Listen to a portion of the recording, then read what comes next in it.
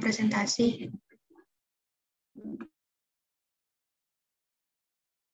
Izin share screen ya, Pak.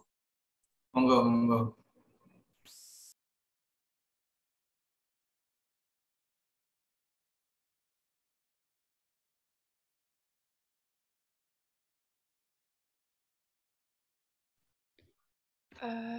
Ya, apa boleh dimulai, Pak? Langsung aja dimulai, silakan. Assalamualaikum warahmatullahi wabarakatuh. Selamat pagi, Pak Ganesh dan teman-teman semua. Pagi hari ini kami dari kelompok 13 membahas RPS 10, yaitu gangguan sendi dan otot pada osteoartritis, degeneratif diskus, reumatoid arthritis, dan spondilitis. Kami beranggotakan ada Azahra Fitriani Nur Sofyan, ada saya sendiri, Askia Zahra, dan ada juga Indah Cahyani. Boleh di next. Yang pertama ada OA atau osteoartritis. Osteoartritis ini disebut juga umumnya dengan pengapuran sendi, merupakan kelainan sendi yang mengenai sendi-sendi penumpu berat badan, dengan gambaran patologis yang berupa memburuknya tulang rawan sendi. Seperti pada gambar yang di samping. Epidemiologi OA ini, di Indonesia ini OA mencapai 5%, yang berada di 40 tahun, dan berjumlah 30% pada usia 40 sampai dengan 60 tahun, dan paling banyak 65% pada usia di atas 61 tahun. Untuk OA lutut, prevalensinya cukup tinggi, yaitu 15,5% pada pria dan 12,7% pada wanita. Pasien OA biasanya mengeluh nyeri waktu melakukan aktivitas atau jika ada pembebanan pada sendi yang terkena. Pada derajat nyeri yang berat dan terus-menerus bisa mengganggu mobilitas. Diperkirakan 1 hingga 2 juta orang lanjut usia di Indonesia menderita cacat karena OA ini, menurut Suroso pada tahun 2009. Manifestasi klinis pada OA ini ada nyeri sendi, kemudian kaku pada pagi hari atau morning stiffness, hambatan pergerakan pada sendi, lalu ada krepitasi, lalu perubahan bentuk sendi, dan perubahan gaya berjalan. Untuk faktor resikonya itu ada usia, jenis kelamin, dan juga hereditas atau turunan. By next. Untuk pemeriksaan penunjang pada kasus OA ini, ada pemeriksaan radiologi. Diagnosis OA selain dari gambaran klinis juga dapat ditegakkan dengan gambaran radiologis. Nah, gambaran radiografi sendi yang menyokong diagnosis OA adalah adanya penyempitan celah sendi yang seringkali asimetris atau lebih berat pada daerah yang menanggung beban, seperti lutut pada umumnya. Kemudian adanya peningkatan densitas atau sklerosis tulang subkondral, lalu ada kisah tulang, lalu osteofit pada pinggir sendi, dan perubahan struktur anatomi pada sendi.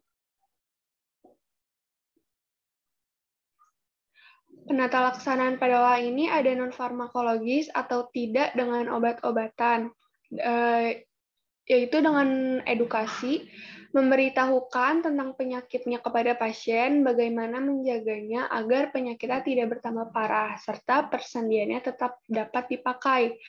Cara yang pertama itu bisa untuk menurunkan berat badan, karena berat badan ini salah satu faktor risiko penyebab terjadinya OA, karena adanya tekanan berat badan. Lalu jadinya berat badan harus selalu dijaga agar tidak berlebihan. Apabila berat badan berlebihan, maka harus diusahakan penurunan berat badan, bila mungkin mendekati untuk berat badan yang ideal. Cara yang kedua itu melalui terapi fisik dan rehabilitasi medik atau fisioterapi. Terapi ini untuk melatih pasien agar persendiannya tetap dapat dipakai dan melatih pasien untuk melindungi sendi yang sakit. Fisioterapi ini berguna untuk mengurangi nyeri, menguatkan otot, dan menambah luas pergerakan sendi.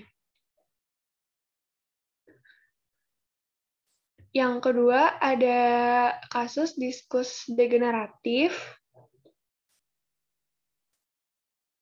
Diskus degeneratif ini adalah hernia nucleus pulposus atau HNP atau hernia diskus adalah kondisi ketika salah satu bantalan atau diskus tulang rawan dari tulang belakang menonjol keluar dan menjepit saraf. Penyakit ini sering disebut oleh orang awam sebagai saraf terjepit. HNP mempunyai banyak sinonim, ada hernia diskus intervertebralis, ruptur diskus, slip diskus, prolaps diskus, dan sebagainya. Penyakit diskus degeneratif merupakan bagian dari proses alamiah penuaan. Seiring dengan penuaan, diskus intervertebralis kita kehilangan kelenturan, elastisitas, dan kemampuan untuk meredam kejut. Lapisan paling luar dari diskus, yaitu anulus fibrosus, menjadi rapuh dan mudah robek. Pada waktu yang bersamaan, bagian tengah dari diskus, yaitu nucleus pulposus, mulai kering dan mengkisut. Boleh dilanjut teman-teman saya? Ya, selanjutnya ada faktor resiko dan gejala diskus. Nah, yang pertama itu ada faktor risiko. Faktor risiko itu ada usia. Nah, usia ini itu merupakan faktor utama terjadinya HNP karena anulus fibrosus lama-kelamaan akan hilang elastisitasnya sehingga menjadi kering dan keras, menyebabkan anulus fibrosus mudah berubah bentuk dan ruptur. Lalu yang kedua ada trauma. Trauma ini memberikan stres terhadap kolumna vertebralis seperti jatuh. Lalu yang ketiga ada pekerjaan. Pekerjaan ini terutama yang sering mengangkat barang berat dan cara mengangkat barang yang salah. Nah, ini tuh bisa meningkatkan resiko terjadinya HNP. Lalu yang keempat ada gender. Nah, gender ini pria lebih sering terkena HNP dibandingkan wanita. Perbandingannya sekitar 2:1. Hal ini terkait dengan pekerjaan dan aktivitas yang dilakukan pada pria cenderung ke aktivitas fisik dan melibatkan kolumna vertebralis. Lalu ada gejalanya. Gejalanya itu yang pertama ada nyeri punggung, nyeri daerah bokong, rasa kaku atau tertarik pada punggung bawah. Lalu yang kedua, nyeri yang menjalar atau seperti rasa kesetrum dan dapat disertai baal yang dirasakan dari bokong menjalar ke daerah paha, betis, bahkan sampai kaki. Lalu yang ketiga, kelemahan anggota badan bawah atau tungkai bawah yang disertai dengan mengecilnya otot-otot tungkai bawah dan hilangnya refleks tendon patella atau KPR dan Achilles atau APR. Lalu selanjutnya ada epidemiologi. Di Indonesia tidak terdapat data yang menunjukkan prevalensi nyeri punggung bawah secara jelas, tetapi prevalensi penyakit sendi di Indonesia berdasarkan diagnosis atau gejala menurut Riskesdas tahun 2013 adalah sekitar 24,7%. Lalu berdasarkan pada umur, prevalensi tertingginya itu sekitar pada umur 75 tahun, itu sekitar 33% dan 54,8%. Lalu berdasarkan jenis kelamin, prevalensi pada perempuan yaitu 27,5%, lebih tinggi dari laki-laki 21,8%. Lalu ada teologi. Yang pertama ada aktivitas mengangkat benda berat dengan posisi awalan yang salah. Lalu yang kedua kebiasaan sikap duduk yang salah dalam rentang waktu yang sangat lama. Lalu yang ketiga melakukan gerakan yang salah baik disengaja maupun tidak yang sangat berpengaruh pada tulang dan menyebabkan tulang punggung mengalami penyempitan sehingga terjadi trauma. Lalu yang keempat ada kelebihan berat badan atau obesitas. Lalu ada patofisiologi. Pada tahap pertama, itu sobeknya anulus fibrosus bersifat sirkumferensial karena adanya gaya traumatik yang berulang. Sobekan tersebut menjadi lebih besar dan timbul sobekan radial. Apabila hal ini terjadi, maka resiko HNP hanya menunggu waktu dan trauma berikutnya saja. Lalu ada manifestasi klinis. Manifestasi klinis utama yang muncul adalah rasa nyeri di punggung bawah disertai otot-otot sekitar lesi dan nyeri tekan. HNP ini terbagi atas Yang pertama ada HNP sentral dan yang kedua ada HNP lateral. HNP sentral ini akan menimbulkan paraparesis flasid, parestesia, dan retensi urin. Sedangkan HNP lateral bermanifestasi pada nyeri dan nyeri tekan yang terletak pada punggung bawah, di tengah-tengah area bokong dan betis, lalu belakang tumit dan telapak kaki. Lalu selanjutnya ada pemeriksaan. Nah, pemeriksaan ini ada berupa foto polos lumbosakral, lalu yang kedua ada MRI dan CT scan, lalu yang ketiga ada EMG dan NCS. Lalu diagnosa dari penyakit ini tuh dimulai dengan pemeriksaan fisik lengkap dari leher, lengan, dan ekstremitas bawah. Nah, foto ronsen seringkali menunjukkan penyempitan ruang antar ruas tulang belakang yang mengindikasikan bahwa diskus yang bersangkutan telah menjadi sangat tipis atau sudah kolaps. Nah, lalu ada intervensi fisioterapi. Yang pertama itu ada kompres hangat atau dingin. Ini itu merupakan modalitas yang mudah dilakukan untuk mengurangi spasme otot dan inflamasi. Lalu yang kedua ada iontoporesis. Itu merupakan metode pemberian steroid melalui kulit. Nah, steroid tersebut akan menimbulkan efek antiinflamasi pada daerah yang menyebabkan nyeri. Lalu yang ketiga ada unit TENS, yaitu sebuah unit TENS menggunakan stimulasi listrik untuk mengurangi sensasi nyeri punggung bawah dengan mengganggu impuls nyeri yang dikirimkan ke otak. Lalu ada yang keempat ada ultrason. Ultrason ini merupakan suatu bentuk penghangatan di lapisan dalam dengan menggunakan gelombang suara pada kulit yang menembus sampai jaringan lunak di bawahnya. Ultrason ini berguna dalam menghilangkan serangan nyeri akut dan dapat mendorong terjadinya penyembuhan jaringan. Lalu selanjutnya kasus yang ketiga itu ada rheumatoid arthritis atau RA. Nah, rheumatoid arthritis adalah peradangan sendi akibat sistem kekebalan tubuh yang menyerang jaringan sendiri. Radang sendi ini menimbulkan keluhan bengkak dan nyeri sendi, serta sendi terasa kaku. Selanjutnya akan dilanjutkan oleh rekan saya.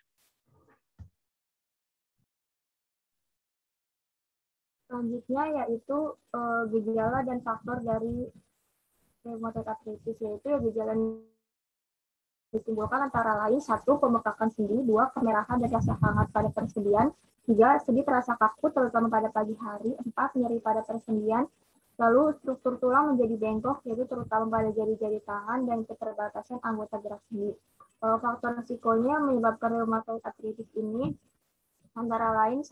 Infeksi, 2. Genetik, 3. jenis kelamin, 4. usia, dan 5. lingkungan.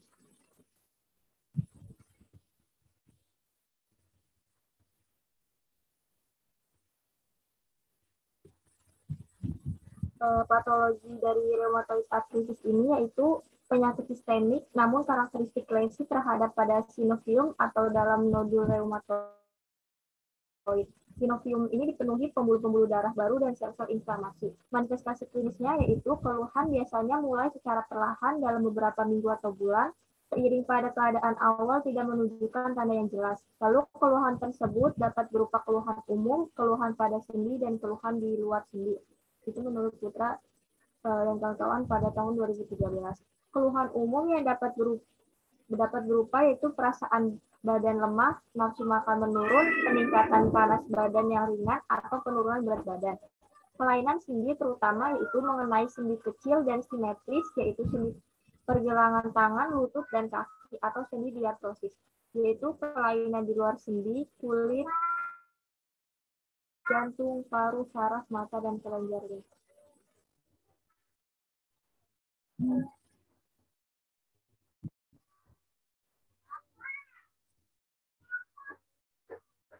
Cara pengobatan dari rheumatoid arthritis ini yaitu umumnya tergantung pada tingkat keparahan penyakit dan seberapa lama pasien sudah mengalaminya.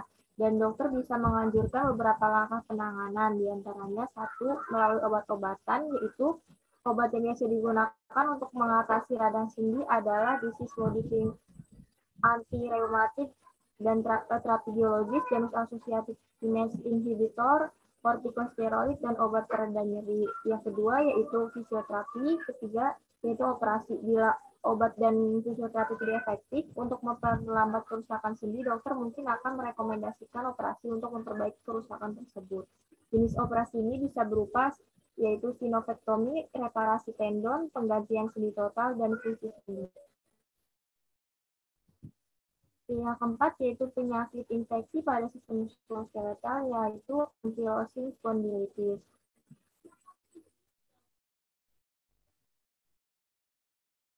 Definisi dari ankylosing spondylitis ini yaitu penyakit peradangan pada sendi yang terutama mengenai sendi tulang belakang. Kelainan ini memiliki beberapa nama lain seperti penyakit Bechtel dan penyakit Nery-Stempel. Penyakit ankylosing spondylitis ini bersifat kronik dan umumnya mengenai remaja atau dewasa muda. Patologinya yaitu penyakit inflamasi kronis yang melibatkan sendi sakroiliaka, kerangka aksial, dan sendi perifer. Etiologinya ini tidak diketahui, tetapi melibatkan interaksi faktor genetik dan lingkungan. Patologi ini terutama mempengaruhi endes di mana ligamen, tendon, dan kapsul melekat pada tulang. Gejala dan faktor penyebab dari ankylosing spondylitis ini yaitu memiliki gejala 1. Punggung bawah terasa kaku dan sakit. 2. Rasa sakit yang dirasakan pada punggung bawah lebih sering terjadi di pagi hari setidaknya selama 30 menit. 3. Rasa sakit akan hilang setelah beraktivitas, namun keesokan paginya akan kembali timbul. 4. Rasa sakit timbul pada salah satu atau kedua sisi bokong hingga terkadang di bagian belakang paha. Dan yang terakhir yaitu rasa sakit sampai menyebabkan gangguan tidur karena hampir setiap malam penderita akan terbangun karena rasa sakit ini. Faktor penyebabnya yaitu 1. Berjenis kelamin pria atau laki-laki, 2. Berusia remaja atau 30 tahun ke atas, dan ketiga yaitu memiliki orang tua yang menderita ankylosing spondylitis. Manifestasi klinis dari ankylosing spondylitis ini yaitu penting untuk dicatat bahwa perjalanan dari ankylosing spondylitis ini bervariasi dari orang ke orang. Gejala biasanya muncul pada akhir masa remaja atau awal masa remaja yaitu sekitar usia 17 sampai 45 tahun. Gejala dapat berupa pada anak-anak. Lalu biasanya gejala pertama dari ankylosing spondylitis ini yaitu sering mengalami nyeri dan kekakuan pada punggung bawah dan pinggul yang datang secara bertahap selama beberapa minggu atau bulan. Lalu gejala ankylosing spondylitis pada wanita dan pria ini dapat berbeda. Beberapa wanita dengan ankylosing spondylitis menyatakan bahwa gejala mereka dimulai dari leher, bukan di punggung bawah. Gejala lainnya sebagian kecil individu yaitu nyeri tidak dimulai di punggung bawah, tetapi pada sendi perifer seperti pinggul, pergelangan kaki, siku, lutut, tumit, atau bahu. Nah, nyerinya ini biasanya disebabkan oleh enthesitis yang merupakan peradangan pada situs di mana ligamen atau tendon melekat pada tulang. Dan pengobatan dari ankylosing spondylitis ini yaitu tidak ada penanganan khusus untuk mengobati ankylosing spondylitis, namun langkah penanganan lebih bertujuan untuk mengurangi rasa sakit, memperbaiki kelainan pada postur tubuh, mencegah terjadinya komplikasi, dan membantu pasien untuk kembali beraktivitas secara normal. Itu pengobatan dapat dilakukan untuk menangani ankylosing spondylitis yaitu 1. Fisioterapi, yang kedua obat-obatan. Nah, ada beberapa obat yang digunakan untuk meredakan peradangan akibat ankylosing spondylitis ini, diantaranya obat antiinflamasi non-steroid, disease modifying anti-rheumatic drug, obat antidepresan untuk mengatasi nyeri punggung yang kronis, dan obat suntik kortikosteroid di bagian sendi yang bermasalah, serta penanganan terakhir yaitu operasi.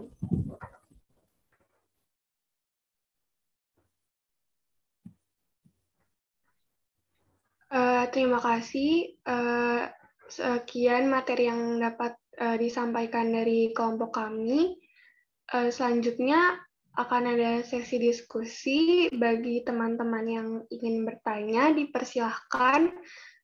Jika pertanyaannya cukup banyak, mungkin boleh dibagi 2 sesi. Mungkin diperbolehkan bagi teman-teman yang ingin bertanya.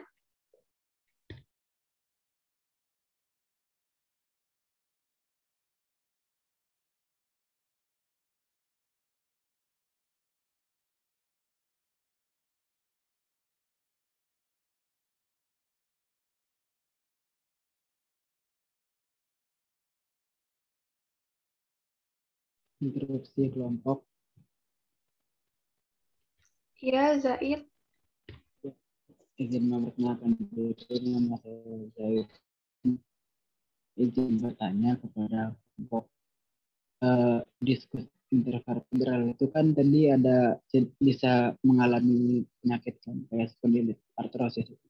Itu diskusi itu apakah bisa dilatih biar lebih kuat kayak kita ngelatih otot atau nggak bisa ya?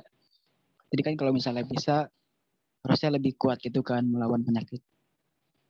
Jadi apakah bisa dilatih diskusi itu atau tidak? Terima kasih. Baik, terima kasih atas pertanyaannya Zaid. Mungkin bisa ditampung dulu ya teman-teman. Apa ada yang ingin ditanyakan lagi? Ya, interupsi kelompok. Iya, Firda silahkan. Iya, izin bertanya. Jadi tadi kan di PPT itu disebutkan bahwa etiologi dari penyakit diskus degeneratif itu salah satunya itu kebiasaan duduk yang salah dalam rentang waktu yang lama dan juga posisi awalan yang salah dalam mengangkat benda berat. Nah, lalu bagaimana cara kita untuk menghindari hal itu terjadi dan apakah situasi dan kondisi sekarang ini yang harus kita itu untuk duduk micu penyakit ini terjadi, seperti itu kelompok. Baik, terima kasih Firda. Mungkin boleh satu pertanyaan lagi untuk kami tampung sambil untuk mendiskusikan jawabannya. Iya, izin interupsi kelompok. Iya, Ana, silahkan. Ya, izin perkenalkan diri, saya Fajariana Trimulia. Izin bertanya, jadi kan beristirahat di malam hari itu untuk tubuh dapat meningkatkan kesehatan tubuh ya. Dalam hal ini tuh tidur. Tetapi mengapa untuk penderita radang sendi ketika di pagi hari, walaupun telah beristirahat dengan cukup, sering mengalami morning stiffness atau nyeri pada sendinya? Apa hal ini tuh tidak berlaku pada penderita OA? Begitu, terima kasih. Iya, terima kasih juga, Ana.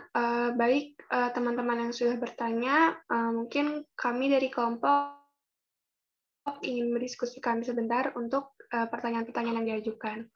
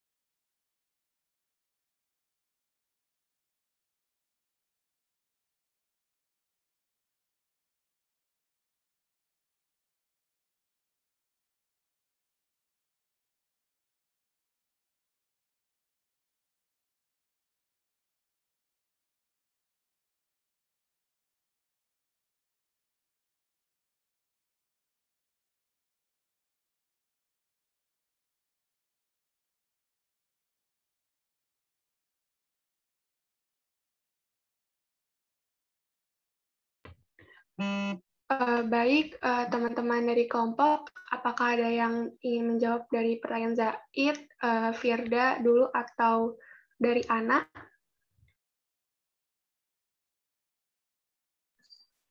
Ya, interupsi moderator, saya izin menjawab pertanyaan Zaid.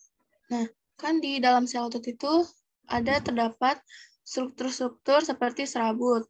Nah, benang-benang atau miofibril yang terdiri dari filamen-filamen, aktin, dan miosin yang tersusun dari molekul-molekul protein ini hanya dapat ditemukan dalam sel otot, sehingga otot bisa dilatih hingga ukurannya lebih panjang dari ukuran normal. Nah, sedangkan diskus intervertebralis ini itu terdiri dari dua komponen, yaitu nukleus pulposus yang berada di dalam berbentuk seperti jeli dan mengisi seluruh bagian tengah dari diskus. Nah, jeli tersebut itu sebagian tersusun atas air. Oleh karena itu, diskus hanya bisa melentur dan fleksibel, tetapi tidak seperti otot yang dapat dilatih untuk menjadi lebih kuat. Mungkin itu saja yang dapat bisa jawab. Apakah terjawab, Zaid? Ya, sudah. Terima kasih kelompok. Pertanyaan tadi apa, Mbak? Kenapa, Pak? Pertanyaannya Zaid tadi apa? Pertanyaannya itu Iya Pak, untuk pertanyaan Zaid, apakah diskus intervertebral bisa dilatih menjadi kuat seperti sebagaimana otot dilatih gitu Pak? Lanjut. Apakah dari Pak Ganes ada yang ingin ditambahkan dari pertanyaan Zaid tadi, atau nanti aja di akhir sesi ini Pak? Nanti aja. Ya. Baik, mungkin teman-teman Zaid tadi apakah sudah terjawab? Ya, sudah terjawab. Terima kasih kelompok. Ya, sama-sama Zaid. Mungkin teman-teman ada yang ingin menjawab pertanyaan dari Firda.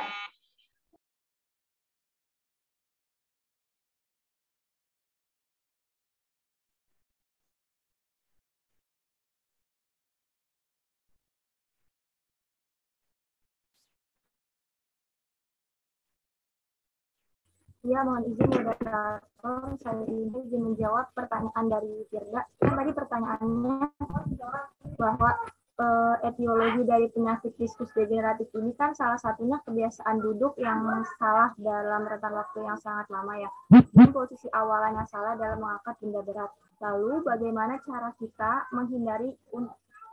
untuk menghindari hal itu terjadi, dan apakah situasi dan kondisi sekarang ini yang mengharuskan kita untuk duduk menatap layar laptop dan HP dengan waktu yang lumayan lama, serta belum tentu kita duduknya dalam posisi yang benar dapat memicu terjadinya penyakit diskus degeneratif. Jadi untuk menghindari dari atau meminimalisir dari diskus degeneratif ini, yaitu ada beberapa hal yang harus dilakukan, yaitu salah satunya memelihara berat badan yang ideal, lalu memperbaiki postur seperti duduk dengan punggung yang tegak dan mengangkat beban dengan posisi yang benar.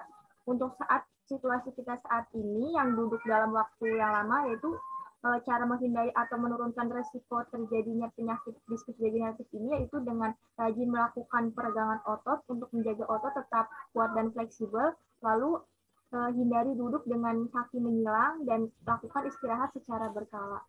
Mungkin itu jawaban dari pertanyaan Firda. Bagaimana Firda? Apakah cukup terjawab? Iya, kelompok sudah terjawab. Terima kasih. Ya, terima kasih kembali Firda. Mungkin saya akan coba menjawab pertanyaan dari Ana, yaitu apakah morning stiffness berlaku juga pada penderita OA? Iya, betul.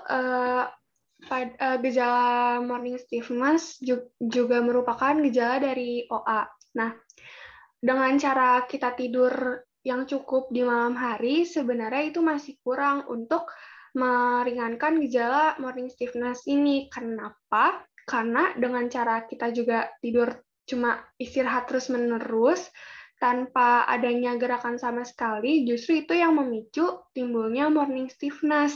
Nah, jadi sebaiknya kayak sebelum tidur itu diberikan gerakan-gerakan ringan pada daerah di sekitar yang mengalami OA ini. Misal dengan cara berjalan sekadar berjalan ringan agar morning stiffness yang dialami ini tidak begitu lama seperti itu. Dan seperti kayak optimal loading, jadi di bagian-bagian yang cedera ini justru harus adanya gerakan-gerakan ringan agar menguatkan jaringan-jaringan di sekitar OA tersebut. Seperti itu dari saya. Apakah terjawab, Ana? Iya, terjawab. Terima kasih kelompok. Ya, sama-sama, Ana. Mungkin boleh dilakukan sesi yang kedua. Apakah ada teman-teman yang ingin bertanya kembali? Saya nambahin dulu ya mungkin ya. Iya boleh Pak. Oke. Jadi mungkin tadi kalau pertanyaan Zidan mungkin sudah terjawab tadi dari kelompoknya tadi ya, dan presentasi mungkin yang posisi itu duduk di mana gitu kan. Tadi yang pertanyaan kedua posisi duduk di mana yang tidak baik gitu ya. Iya Pak, bagaimana untuk kita kan kayak kuliah online nih, duduk terus-menerus, bagaimana cara kita untuk menghindari mengurangi resiko terjadinya itu tadi Pak, diskus dengan cara duduk yang postur yang baik. Jadi gini, diskus, bentar saya carikan gambar diskus ya.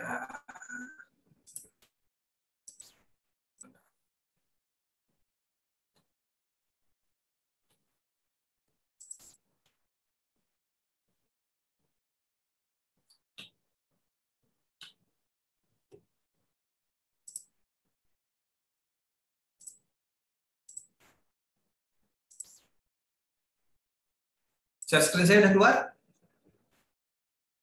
Sudah, Pak. Sudah, Oke. Pak. Jadi kalian lihat ya, posisi vertebra normal itu adalah ada lordosis di cervical, kifosis di thoracal, dan lordosis lagi di lumbal. Gitu ya. Itu yang pertama. Nah, perlu dipahami bahwa diskus itu dia hampir komponennya hampir itu 80% lebih itu adalah cairan. Bentuknya seperti gel. Gitu ya.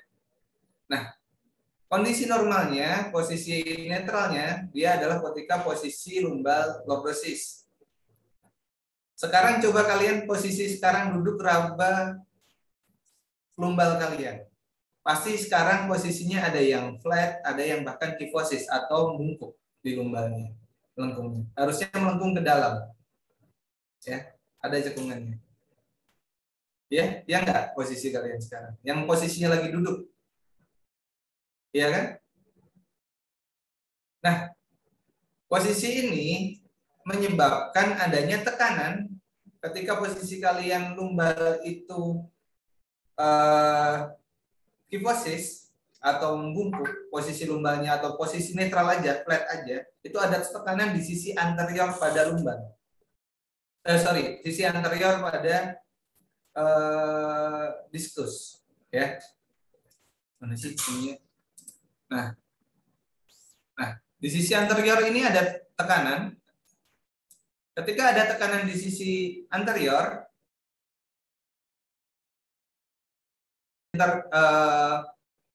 sisi depan itu ada kompresi kan di depan, di belakang ada dekompresi. Tekanannya tinggi di depan, belakang tekanannya lebih rendah. Pada hukum fisika itu kan cairan akan bergerak dari baik cairan udara itu bergerak dari tekanan tinggi ke tekanan yang rendah. Benar atau salah? Ya, gitu ya.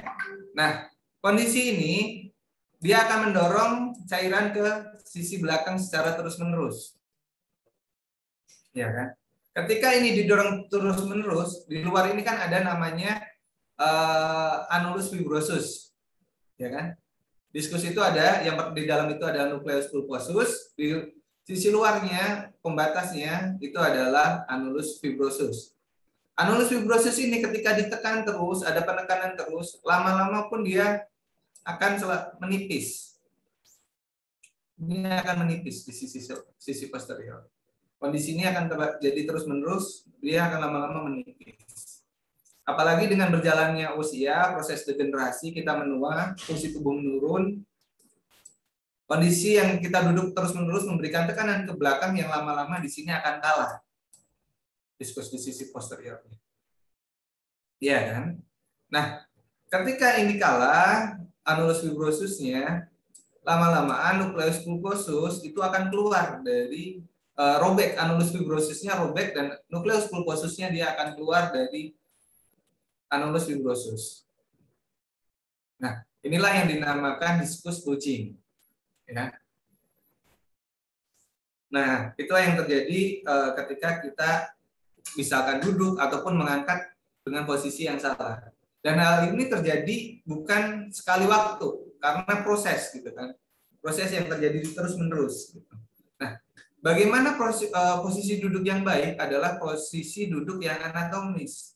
Makanya kalau kalian ada kursi, itu ada kursi ergonomi yang sisi belakangnya ada lengkungan kursi mana nih? Nah, ini cara berhenti gimana nih? Nah, kursi.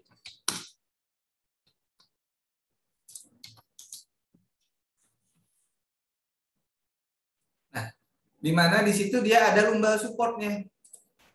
Nih. Kursi yang baik sebenarnya seperti ini. Dia ada lumbal supportnya.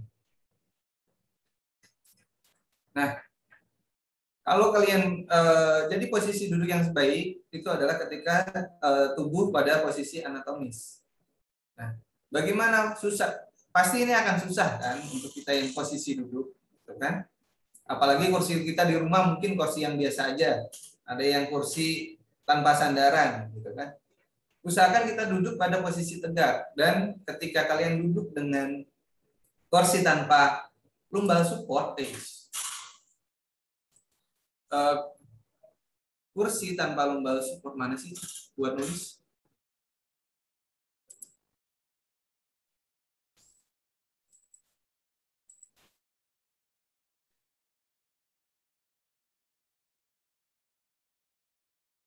Ketika kalian nggak ada lumbal supportnya di sini, kalian gunakan bisa bantal ataupun bantal kecil, gitu ya, bantal kecil yang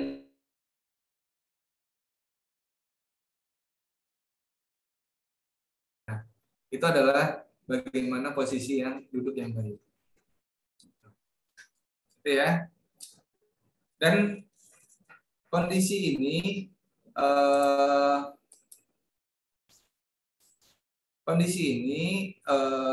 pasti akan sangat berpengaruh pada kalian. Apalagi ke sekarang posisi kalian banyak yang duduk di kasur, ya kan? Duduk bersila kasur gitu kan. Pasti positif sekali. Saya bisa pastikan bahwa lumbal kalian sekarang posisinya adalah kifosis, karena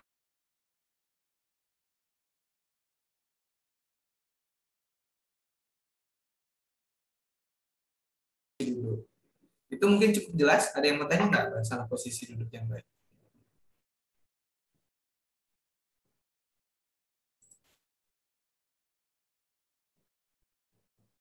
Oke ya, cukup jelas ya. Selanjutnya, tadi pertanyaan dari siapa tadi? Yang kita kan apa namanya? Namanya orang tidur kan kita harusnya ada recovery ya. Kenapa kok orang OA pagi-pagi ada namanya bangun tidur kok malah dia morning stiffness gitu kan? Nah, perlu dipahami dulu bahwa morning stiffness itu artinya adalah kekakuan di pagi hari. Ya, stiffness itu dari kata kaku. Nah, ketika pasien OA, pasien dengan nyeri, kita perlu dipahami bahwa kita ketika tidur itu nggak cuma diam, ya. Yang pertama itu, kita tidur itu pasti ada gerakan. Nah, ketika pasien dengan nyeri, biasanya refleks tubuh kita itu akan membuat dia tetap diam. Kalau nyeri ya, secara tidak sadar kita akan membuat dia tetap diam. Nah, kondisi ini biasanya menyebabkan kekakuan pada sendi karena dia nggak bergerak sama sekali di saat malam. Gitu.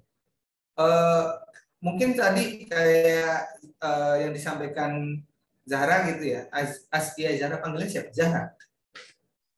Nah, Askia, Pak. Ya, yang disampaikan oleh Askia itu kan mungkin bisa dilakukan gerakan-gerakan sebelum tidur. Nah, gerakannya jangan jalan. Kalau jalan capek, ntar habis jalan keringetan nggak jadi ngantuk lagi, hilang ngantuknya. Gitu kan? Nah, tapi gimana gerakannya? Bisa digerakkan nekuk lurus gitu. Itu mengurangi. Tapi sebenarnya kurang efektif. Saya sampaikan kurang efektif karena kondisi ini memang udah kodratnya. Ketika bangun nanti dia akan kaku. Gitu ya. Bagaimana mengatasinya OA? OA ini adalah kondisinya di mana tulang rawan dia menipis. yang harusnya celah sendi itu ada tulang rawan yang membatasi. Gambarannya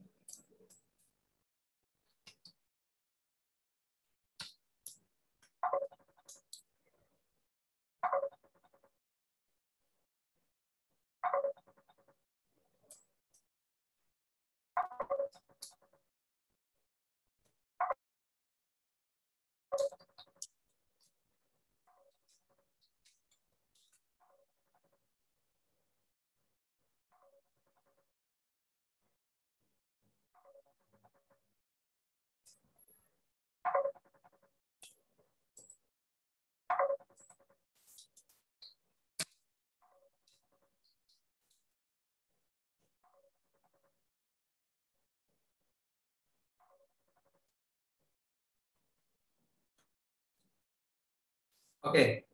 Bentar, share screen.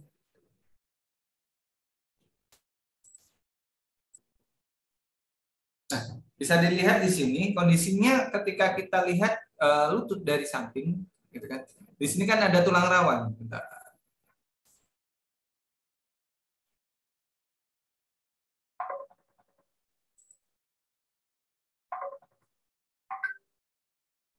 Di sini ada tulang rawan. Dan di sini juga ada tulang rawan. Kondisinya ketika kita seorang dengan pasien dengan kondisi osteoartritis, tulang rawan ini menipis hingga mengikis tulangnya, gitu kan, tulang aslinya. Nah, ketika tulang ini mulai habis, di sini celah sendi akan mengecil. Makanya dibilangnya kan foto ronsen dia akan terlihat celah sendi mengecil. Nah, kondisi ini dia semakin memendek. Nah, stabilitas di sini ligamen ketika ligamen di sini.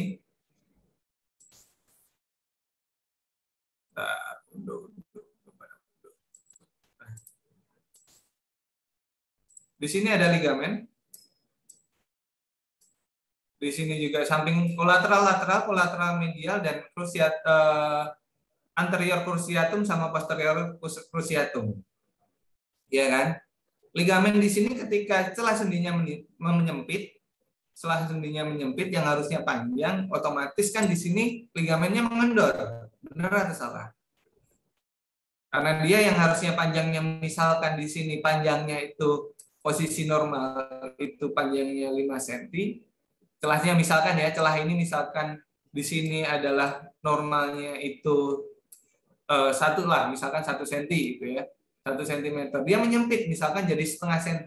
Di sini kan ada penurunan panjang di mana di sini menyebabkan ligamen itu mengendur istilahnya.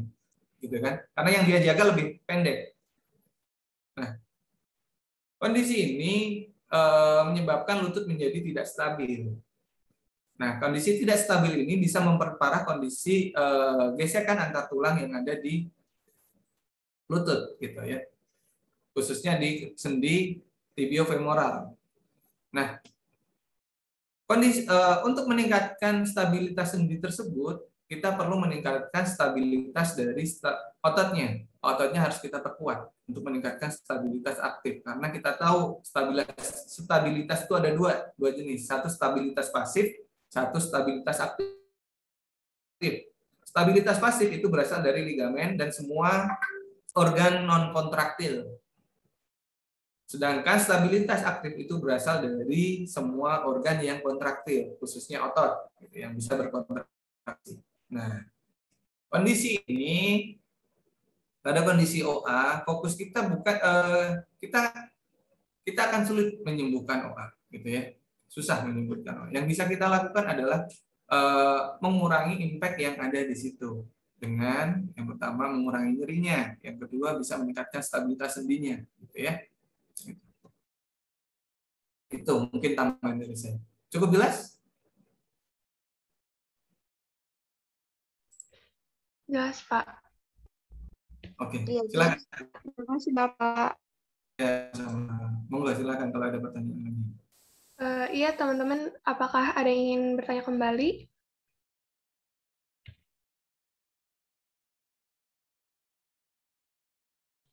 interupsi. Ya, Melin. Mohon izin bertanya kelompok.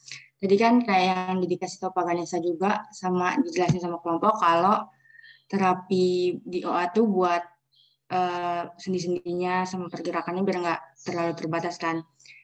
Terus pertanyaan saya, latihannya itu seperti apa dan gimana kalau misalnya akan pasiennya tuh dilatih sama fisioterapi, tapi tuh tetap ngerasa nyeri, itu apakah latihannya harus diganti, diberhentikan atau gimana ya? Terima kasih.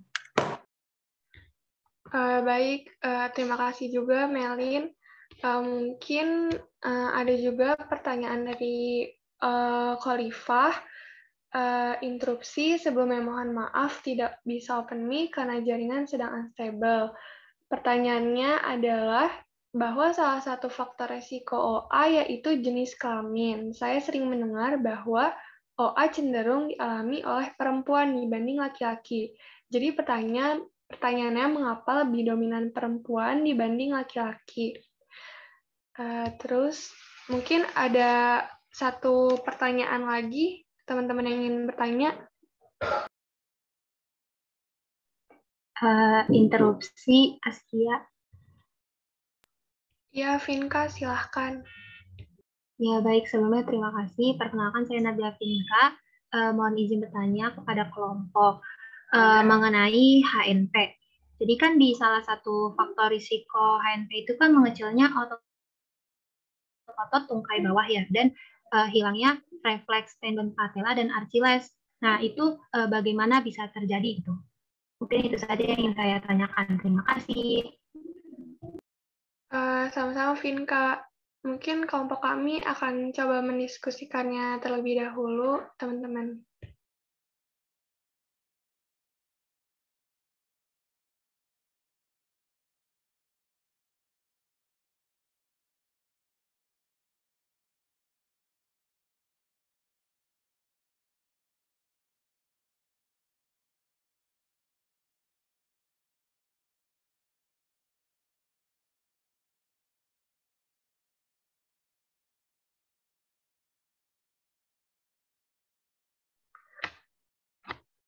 Baik, mungkin saya coba jawab dari pertanyaan Melin tadi. Jenis latihan yang diberikan oleh fisioterapi kepada pasien OA, mungkin tadi seperti yang Pak Ganes sudah sampaikan, bisa memberikan namanya free active exercise. Nah, tadi kayak misal pasien tidur telentang di bed gitu, terus menekuk lurus lututnya secara gantian gitu. Tekuk lurus secara bergantian, diulangi beberapa kali. Kalau dari yang saya baca, dilakukan dalam 4x8 hitungan. Terus bisa juga mungkin diberikan latihan sepeda statis. Terus jika misalnya sudah diberikan latihan-latihan, tetapi kenapa masih nyeri, mungkin kalau menurut kelompok kami, jika nyerinya berlebihan, itu mungkin harus dilakukan pemeriksaan ulang. Dikhawatirkan karena untuk mencegah terjadinya adanya komplikasi lain di sekitar lutut pada yang di sekitar lutut yang mengalami OA. Seperti itu, Melin. Apakah cukup terjawab? Iya, terima kasih Askia dan kelompok atas jawabannya. Ya, sama-sama, Melin. Mungkin teman-teman ada yang ingin menjawab pertanyaan dari Olive dan Vinka? Mohon izin, saya ingin menjawab pertanyaan dari Olive, yaitu kan tadi faktor risiko dari osteoartritis itu jenis kelamin, dan mengapa osteoartritis ini cenderung dialami oleh perempuan dibanding laki-laki. Jadi pertanyaannya, mengapa lebih dominan perempuan dibanding laki-laki?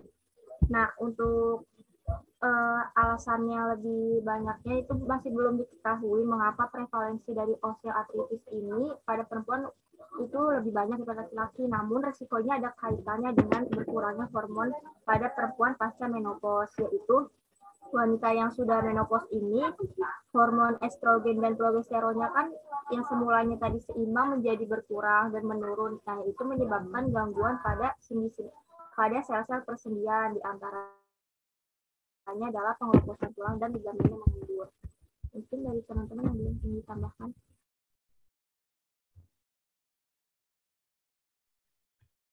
Izin menambahkan, Indah, mungkin kalau dari saya, kenapa kan kayak pekerjaan sebagai ibu rumah tangga juga bukan pekerjaan yang mudah ya. Jadi dengan banyaknya pekerjaan berat seperti itu juga dapat menambah resiko terjadinya OA. Seperti itu, Olive, apakah cukup terjawab?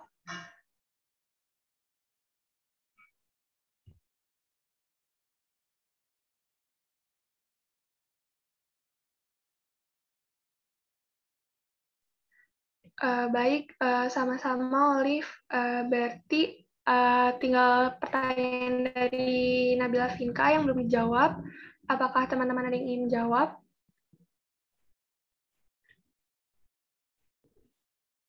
Ya, saya izin menjawab pertanyaan dari Nabila Vinka. Pertanyaannya itu, salah satu faktor resiko dan gejala HNP itu kan mengecilnya otot, tungkai bawah dan hilangnya refleks tendon, patella, dan Achilles. Nah, sedangkan HNP itu kondisi ketika satu bantahan atau cakram tulang rawan dari tulang belakang menonjol keluar dan menjepit saraf. Bagaimana itu bisa terjadi? Nah, tendon Achilles itu menghubungkan tumit dengan otot-otot tungkai bawah, di mana otot tersebut disarafi oleh nervus tibialis yang akar sarafnya berada di daerah lumbal. Oleh karena itu, jika saraf di daerah lumbal terjepit, maka saraf yang menuju otot-otot tungkai bawah pun tidak optimal dan menyebabkan mengecilnya otot-otot tungkai bawah. Mungkin itu saja. Apakah teman-teman kelompok ada yang ingin ditanya? Ya, mohon izin menambahkan Zahra dari pertanyaan Nabila Vinka, yaitu kan tadi mengapa pada HNP itu sakitnya itu di lumbal, tetapi bisa sampai ke tendon Achilles dan otot-otot tungkai bawah pun mengecil, yaitu contohnya gini, ketika ada input stimulus tetapi area yang dipersarafinya ini terjadi masalah, yaitu masalahnya ini HNP-nya ini. Nah, maka tidak ada respon atau feedback dari stimulus tersebut. Jadi kan yang dipersarafi oleh L4 sampai S1-nya ini tidak ada kontraksi atau gerakan. Nah, jadi jika tidak ada kontraksi dalam waktu lama, maka otot tersebut akan mengecil tadi atau atrofi. Nah, kalau yang tadi hilang refleks itu dilihat dulu dari HNP-nya di mana. Jika HNP-nya berada di lumbal 3 sampai lumbal 4 yang tidak bisa bergerak itu tendon patelanya. Namun jika HNP-nya berada di daerah lumbal 5 sampai 1 itu refleks Achillesnya yang tidak merespon. Mungkin itu jawaban dari kelompok. Bagaimana, Vinka? Apakah sudah cukup terjawab?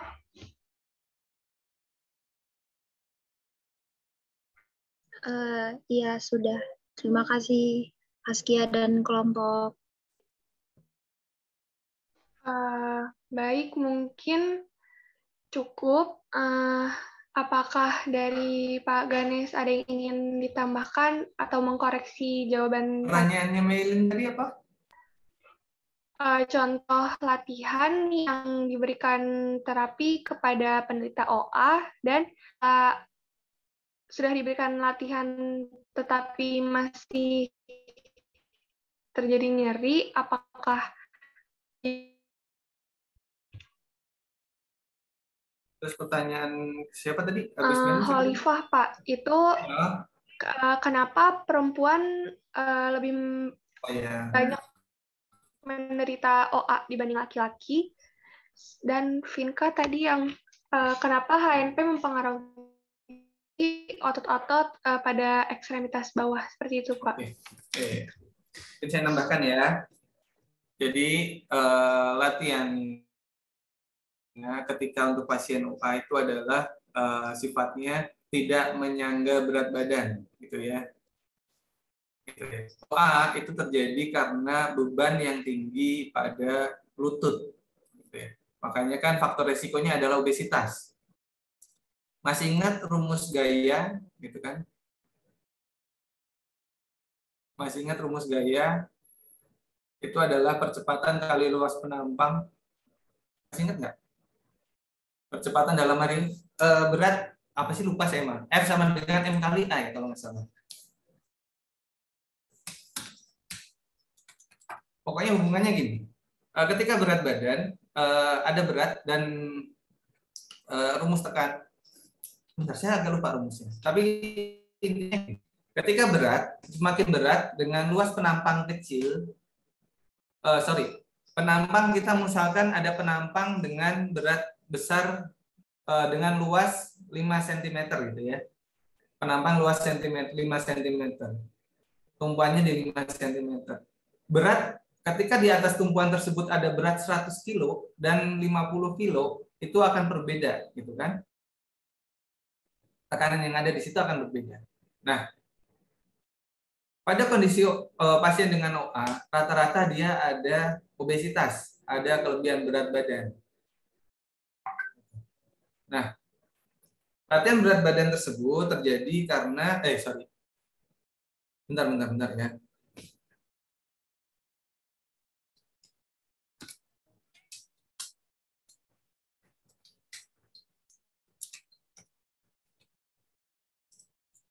Oke.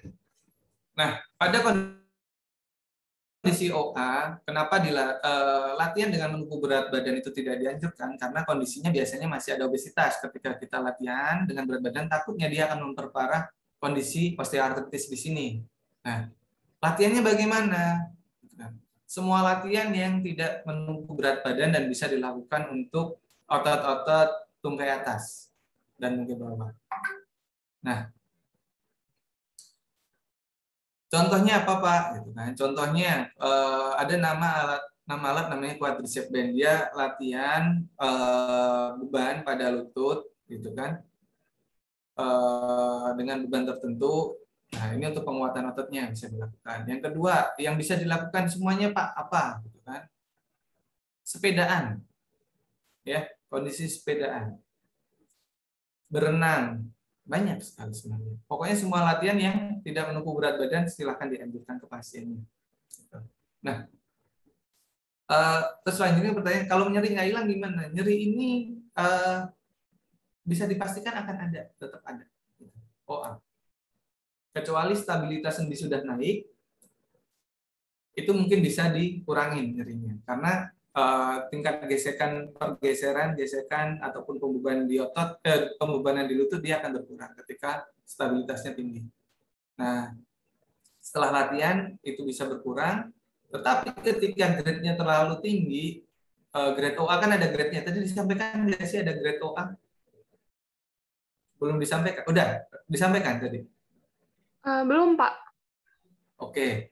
Jadi OA itu ada beberapa grade ya. Saya tampilkan dulu.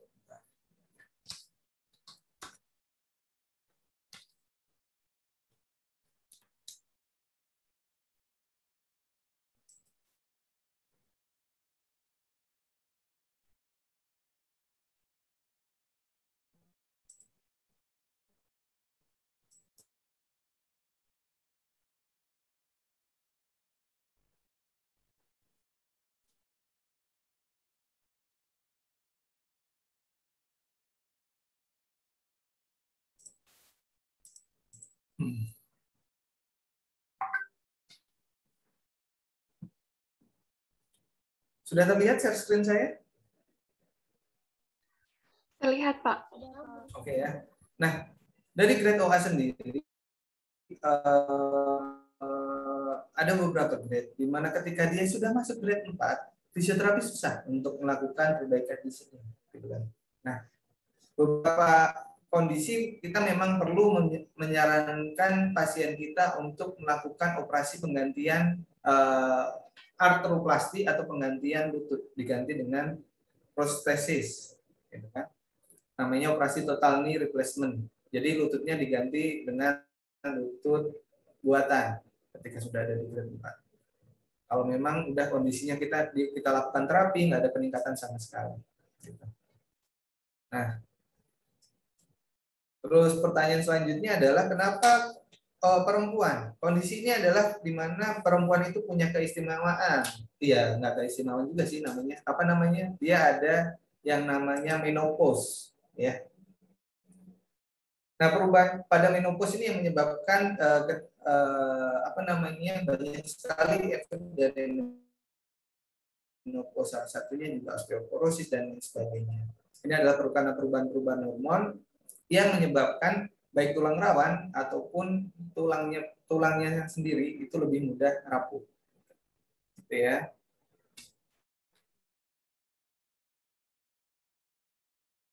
Nah, terus selanjutnya kenapa? Nah, kondisi HNP, kita balik lagi ke HNP ya. Kondisi HNP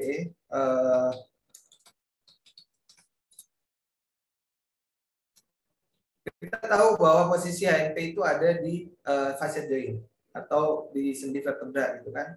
Di mana di sisi posteriornya dia ada medula spinalis. Medula spinalis ini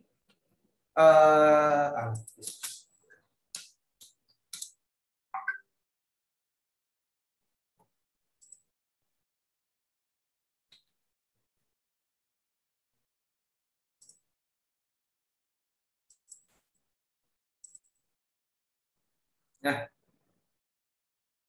lihat share screen saya?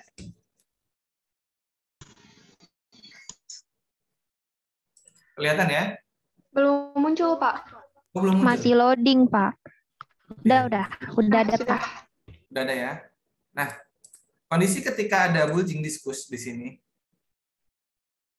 Nah, dia akan menekan dari akar saraf dari saraf tulang belakang atau medula spinalis. Jadi medula spinalis itu kan punya dua tanduk ya, tanduk ke depan dan belakang. Yang pertama itu untuk yang ke depan itu untuk motoris, saraf motoris, dan ke belakang saraf reseptor atau penerimaan angsang gitu kan, motoriks dan sensoris. Yang ke belakang sensorisnya. Nah, ketika tergantung dia mengenainya di sisi mana gitu ya. Ketika dia kena percabangan saraf motoris ya, efeknya bahkan bisa flaccid atau penurunan fungsi otot. Ototnya jadi nggak bisa bergerak gitu. Ketika dia kena di saraf motoris, saraf sensoris, yang terjadi adalah nyeri gitu kan. Terprovokasi sarafnya sensorisnya. Dan yang terprovokasi adalah sepanjang perjalanan saraf sensoris yang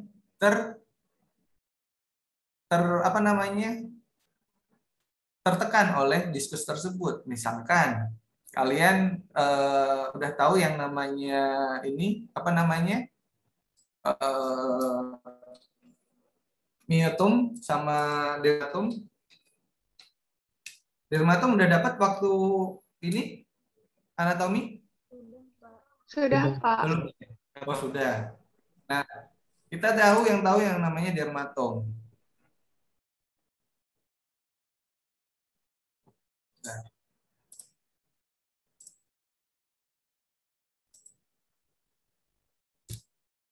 Oke, loadingnya lama banget. Bentar ya.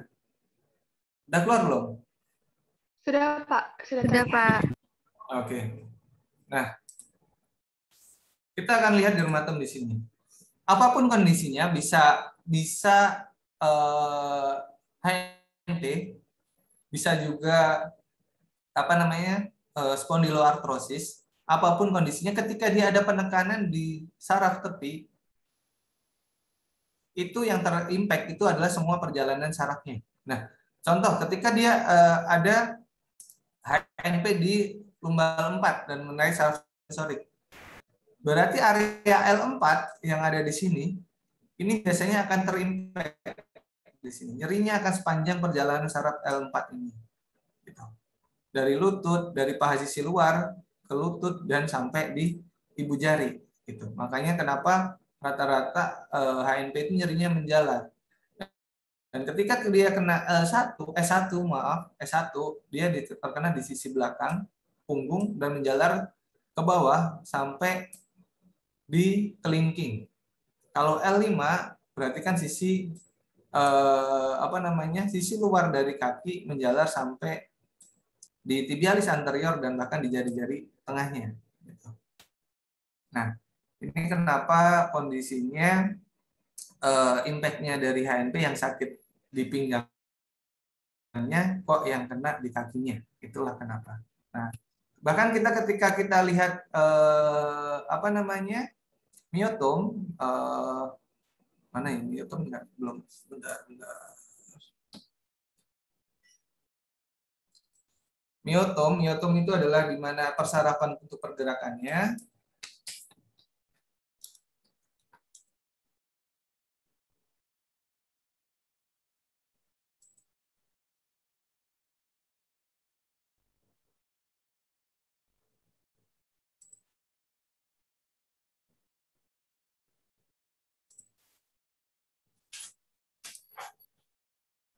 Ya. Nah, ketika kita cek miotom lagi. Oh ya. Nah, ketika kita cek miotom, ketika di situ mungkin dia kena di L2, L3, L2, L4, L5 gitu kan. Di sini kan lihat ini adalah pergerakannya. Nah, ketika kena di L2, iliopesuasnya yang kena. Dia nggak akan bisa ada penurunan fungsi dari hip fleksinya. Dan ketika dia kena di L4, dia kena di quadriceps femorisnya dan dia akan mengalami kesulitan untuk melakukan knee extension. Dan ketika dia kena di L5, dorsifleksinya di tibialis anterior dia akan kena. Dan apalagi ketika dia kena di S1, plantar fleksinya kena di gastrocnemiusnya. Nah, kondisi tersebut ini yang menyebabkan adanya mungkin tadi pengecilan pada lingkar ototnya karena ototnya penurunan fungsi tidak digunakan, otot beradaptasi, fungsinya menurun, dia akan mengecil, gitu ya. Semua kondisi otot ketika dia mengalami penurunan fungsi dan tidak digunakan, dia akan adaptasi menuju atrofi atau penurunan dari lingkar ototnya. Itu mungkin yang bisa saya sampaikan. Ada pertanyaan nggak?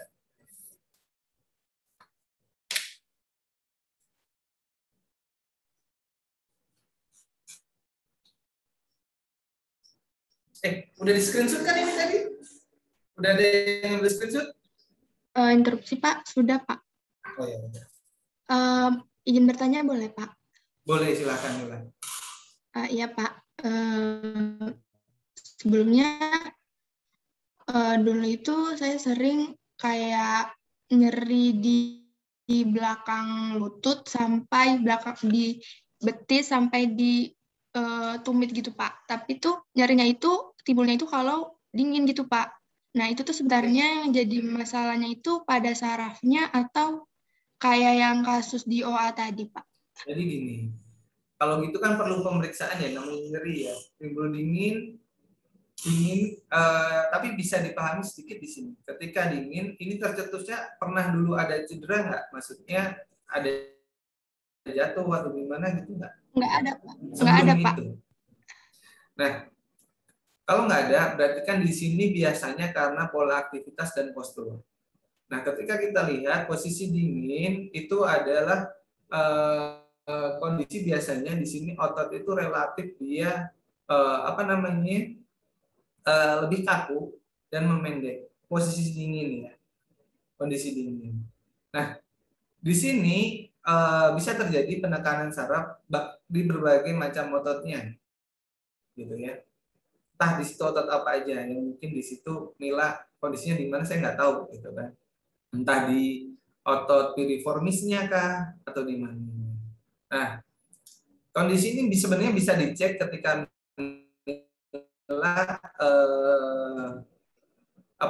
bisa ketika posisi stretch, posisi dingin, nyeri itu ada nyeri, coba di stretching di antara otot-otot tersebut, bahkan di otot-otot sisi atasnya, karena saya nggak tahu nih kondisinya yang kena, karena kita nggak bisa melakukan pemeriksaan kan. Nah, ketika yang masalah itu adalah otot yang nyeri atau perjalanan saraf dari sisi atasnya. Gitu.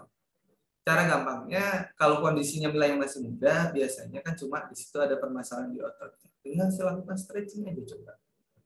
Gimana yang di situ bisa mengurangi nyeri. Gitu ya, Mila. Baik, terima kasih Pak. Iya. Ada lagi yang mau tanya? Interupsi Pak. Hmm? Ya, saya Askia Zahra, mohon izin bertanya. Kan tadi faktor resiko OA juga karena genetik ya Pak. Nah, kebetulan ibu saya juga menderita OA. Nah, nanti kalau saya udah tua gitu Pak, nah itu bisa kayak mengurangi resiko bisa saya nggak obesitas nih Pak. Nah, itu tetap bisa ada kemungkinan atau enggak Pak, atau kayak saya mencegahnya dengan nggak obesitas, misalnya gitu Pak. Jadi sebenarnya gini, kondisi itu kenapa bisa dikatakan genetik? Sebenarnya kan adalah dari struktur pembangun tubuh kita yang pertama itu. Yang kedua adalah kecenderungan aktivitas. Sebenarnya kayak gitu, bukan resmi genetik yang kayak penyakit bawaan gitu ya. Tapi di sini berasal dari struktur penyusun tubuh kita kan memang diturunkan dari orang tua kita. Gitu kan? Nah, kondisinya Ibu Astia ada obesitas nggak? Ada Pak, kayaknya karena emang obesitas. Nah, berarti kan di sini Askia udah tahu faktor pencetusnya biasanya ada di situ. Berarti kan di sini Askia ketika nggak pengen di usia dewasa tuanya, gitu kan, nanti kena OA, berarti yang perlu dipreventif dari sekarang adalah berat badan. Karena kondisi berat badan biasanya ketika orang tuanya gemuk, anaknya juga bisa gemuk karena pola yang diturunkan, pola aktivitas, pola makan itu sudah tertanam dari kecil, ikut orang tua. Bentar ya, ada telepon.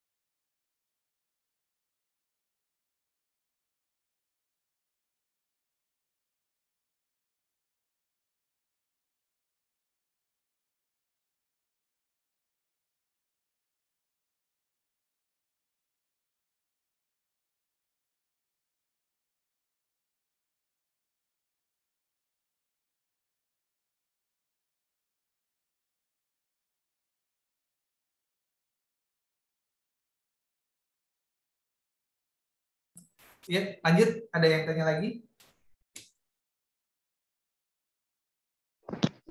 Interupsi Pak, izin bertanya. Nah, silakan.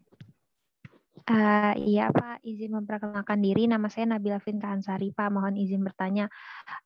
Jadi gini Pak, dulu itu saya itu sempat ngerasain gejala kayak OA gitu loh Pak pas saya lihat ini.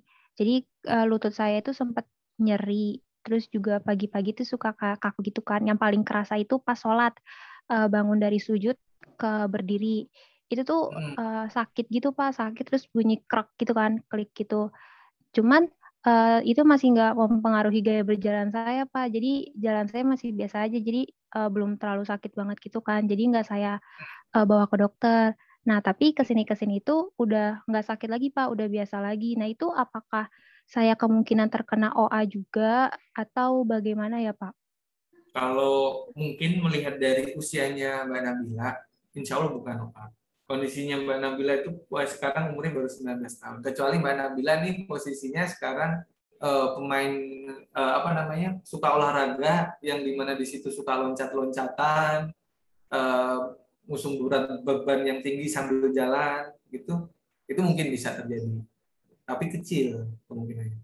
Insya Allah bukan OA, Mbak Nabila. Lebih mungkin itu arahnya ke entah itu nyeri otot atau apa kondisinya.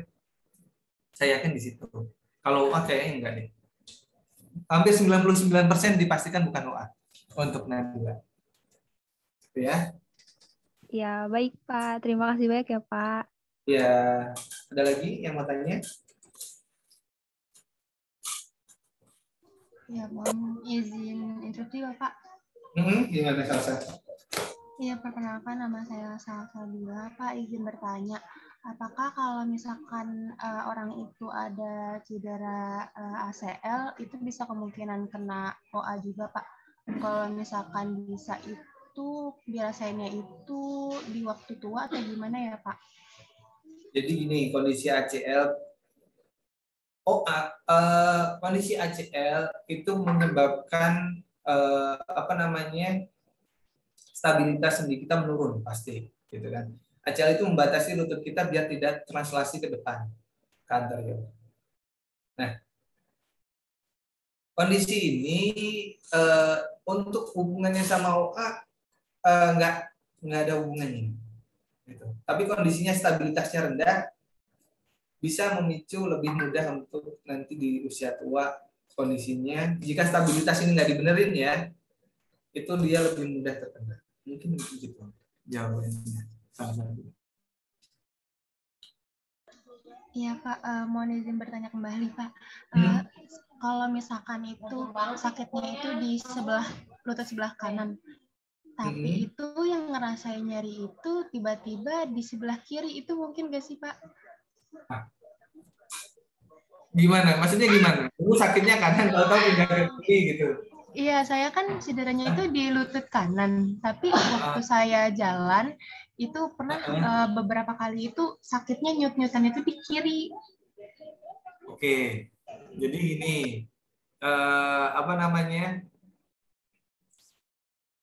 mungkin ya, ini saya bilang saya kan nggak memeriksa secara langsung ya. Ini adalah kemungkinan yang mungkin bisa ada.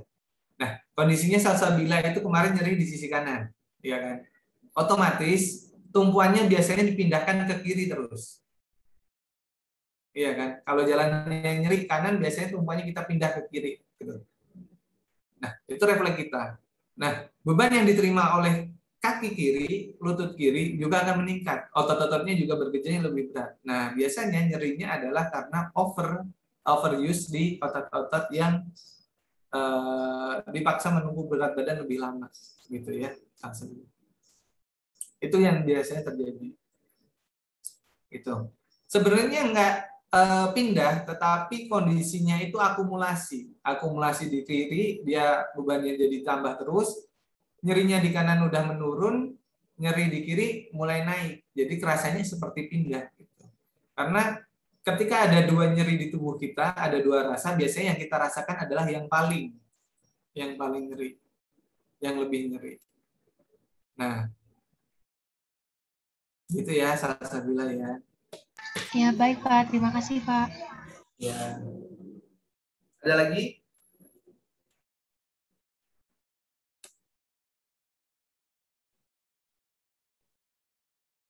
Ya, kalau nggak ada, saya tutup ya. Oke, kalau nggak ada lagi pertanyaan, mungkin saya cukupkan sampai di sini. Saya masih ada pertemuan nggak, Askia? Mungkin si pennya Pak, Mila. Oh Mila, sorry Mila. Maaf. Mila, saya masih ada pertemuan nggak Mila? Mohon izin Pak, saya lihat RPS dulu ya Pak. Iya, silakan. Ya Pak, izin menjawab Pak. Untuk pertemuan dengan Pak Ganes, RPS 10 ini terakhir Pak. Oh iya. Oke. Bu Luhur pertemuan berapa?